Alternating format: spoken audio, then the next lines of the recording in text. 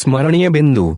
एक महिलाओं और पुरुषों द्वारा यात्रा करने के अनेक कारण थे, जैसे कार्य की तलाश में, प्राकृतिक आपदाओं से बचाव के लिए व्यापारियों, सैनिकों, पुरोहितों और तीर्थयात्रियों के रूप में, या फिर साहस की भावना से प्रेरित होकर। दो, उपमहाद्वीप में आए यात्रियों द्वारा दिए गए सामाजिक विवरण अतीत की जानकारी में सहायक। 3, 10वीं सदी से 17वीं सदी तक 3 प्रमुख यात्री भारत में आए। 4, अल-बिरूनी को भारत में अनेक अवरोधों का सामना करना पड़ा, जैसे संस्कृत भाषा से वे परिचित नहीं था, धार्मिक अवस्था और प्रथा में भिन्नता, जाति व्यवस्था तथा अभिमान। 5, अल-बिरूनी का आधुनिक उज्बेकिस्तान में जन्म 973 ई में हुआ।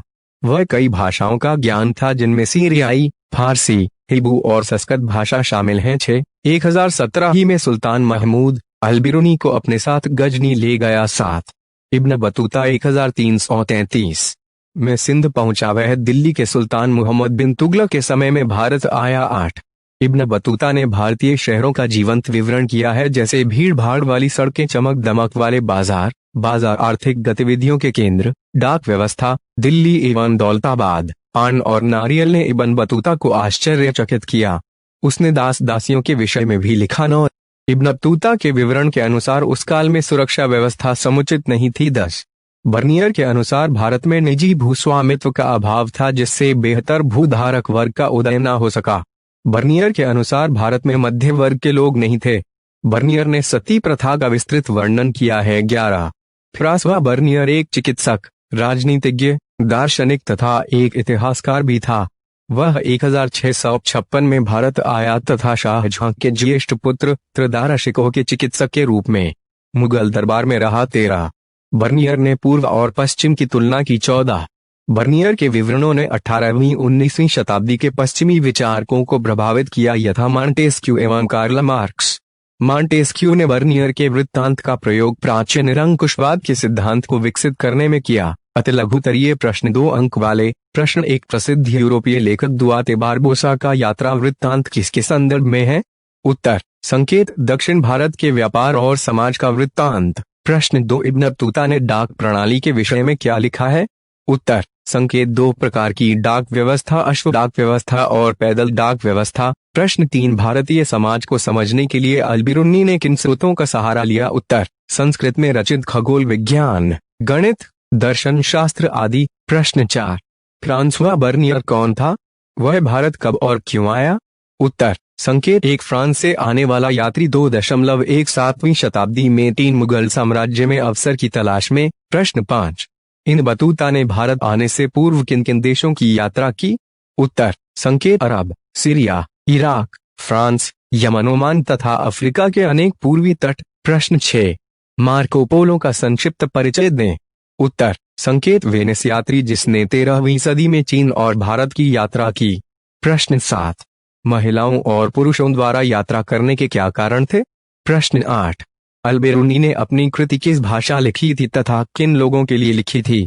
प्रश्न 9, बर्नियर का शिविर नगर से क्या अभिप्राय था? उत्तर, संकेत जो अपने बने रहने के लिए राजकीय शिविर पर निर्भर करते थे। प्रश्न 10, किताब उल हिंद में किन किन विषयों का वर्णन किया गया है? यह किस शैली में लिखी गई है? प्रश्न 11, भारत में मध्य की स्थिति नहीं है, यह कथन किसने कहा है एवं क्यों? उत्तर दीजिए लगभग 100 से 150 शब्दों में। प्रश्न 1, किताब उल हिंद पर एक लेख लिखिए। उत्तर, अरबी में लिखी गई अल-बिरूनी की कृति किताब उल हिंद की भाषा सरल और स्पष्ट है। यह एक विस्तृत ग्रंथ है जो धर्म और दर्शन, त्योहारों, खगोल विज्ञान, कीमिया, रीति रिवाजों तथा प्रथाओं, सामाजिक जीवन, भारत और तथा मापन विधियों, मूर्तिकला, कानून, मापतंत्र विज्ञान आदि विषयों के आधार पर 80 अध्यायों में विभाजित है। सामान्यतः, हालांकि हमेशा नहीं, अल-बिरूनी ने प्रत्येक अध्याय में एक विशिष्ट शैली का प्रयोग किया, जिसमें आरंभ में एक प्रश्न होता था, फिर संस्कृतवादी परंपराओं पर आधारित वर्णन और अंत में अन्य संस्कृतियों के साथ एक तुलना। आज के कुछ विद्वानों को तर्क है कि इस लगभग ज्यामितीय संरचना, जो अपनी स्पष्टता तथा पूर्वानुमेयता के लिए उल्लेखनीय है, का एक मुख्य कारण अल-बिरूनी का गणित की ओर झुकाव था। अल-बिरूनी, जिसने लेखन में भी अरबी भाषा का प्रयोग किया था, ने संभवतः अपनी कृतियां उपमहाद्वीप के सीमांत क्षेत्रों में रहने वाले लोगों के लिए लिखी थीं। वह संस्कृत, पाली तथा प्राकृत ग्रंथों के अरबी भाषा में अनुवादों तथा रूपांतरणों से परिचित था।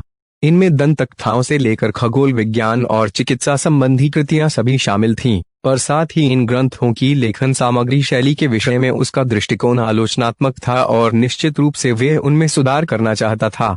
प्रश्न 2। इब्न बतूता और बर्नियर ने जिन दृष्टिकोणों से भारत में अपनी यात्राओं के वृत्तांत लिखे थे, उनकी तुलना कीजिए तथा अंतर बताइए। उत्तर। जहां इन बतूता ने हर उस चीज का वर्णन करने का निश्चय किया जिसने उसे अपने अनूठेपन के कारण प्रभावित किया और उत्सुक किया, वहीं बर्नियर एक भिन्न बुद्धिजीवी परंपरा से संबंधित था। उसने भारत में जो भी देखा वह उसकी सामान्य रूप से यूरोप और विशेष रूप से फ्रांस में व्याप्त स्थितियों से तुलना तथा भिन्नता को उजागर करने के प्रति अधिक चिंतित था, विशेष रूप से वे स्थितियां जिन्हें उसने अवसादकारी पाया। उसका विचार नीति निर्माताओं तथा बुद्धिजीवी वर्ग को प्रभावित करने का था ताकि वे ऐसे निर्णय ले सके जिन्हें वे सही मानता था।